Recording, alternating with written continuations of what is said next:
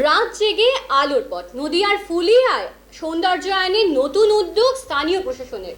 নিশিরাতেও থেমে থাকছে না উন্নয়নের কাজ। নদিয়ার ফুলিয়ায় রাত্রিবেলায় আলোকসজ্জার মাধ্যমে সৌন্দর্যায়নের এক নতুন নজির গড়ল স্থানীয় প্রশাসন।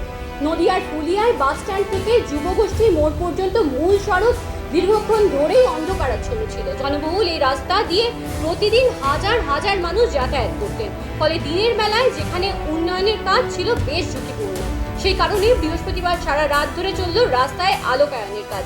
বাস স্ট্যান্ড থেকে ফুলিয়া জনরঞ্জন কেন্দ্র রঙ্গমঞ্চ হয়ে যুবগোষ্ঠী মোড় পর্যন্ত বিউটিফিকেশনের কাজ, সৌন্দর্যায়নের কাজ হচ্ছে।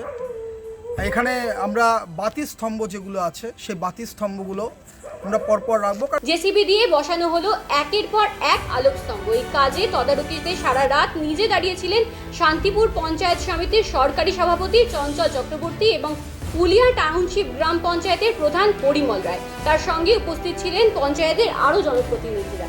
স্থানীয় বাসিন্দারা এই উদ্যোগকে সাধুবাদ জানিয়েছে। তাদের মতে এই আলোকসজ্জার ফলে যেমন পথ চলাচল আরও নিরাপদ হবে, তেমন বাড়বে এলাকার সৌন্দর্য।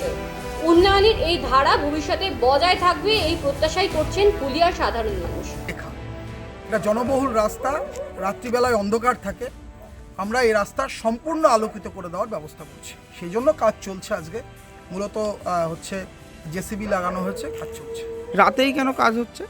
এটা জনবহুল রাস্তা, এই রাস্তায় সবসময় গাড়ি ঘোড়া দিনের বেলায় চলাচল করে, ফলে মানুষের অসুবিধা হতো, এই জন্য রাত জেগে আমাদের কাজ করতে হচ্ছে। এই বাতি স্তম্ভটা কত পর্যন্ত লাগানো হবে? ফুলিয়া বাস স্ট্যান্ড থেকে রঙ্গমঞ্চ হয়ে ওটা চলে যাবে সোজা আপনার যুবগোষ্ঠী পর্যন্ত। কাজ কি সারা রাত্রি চলবে? হ্যাঁ, আমরা সারা রাত্রি কাজ চলবে। আমাদের পঞ্চায়েতের যারা সদস্য আছেন তারা আছেন, ফুলিয়া টাউনশিপ গ্রাম পঞ্চায়েতের সদস্যরা আছেন, প্রত্যেকেই আছেন। আমরা চেষ্টা করছি সকলে দাঁড়িয়ে থেকে কাজে তদারকি করবার।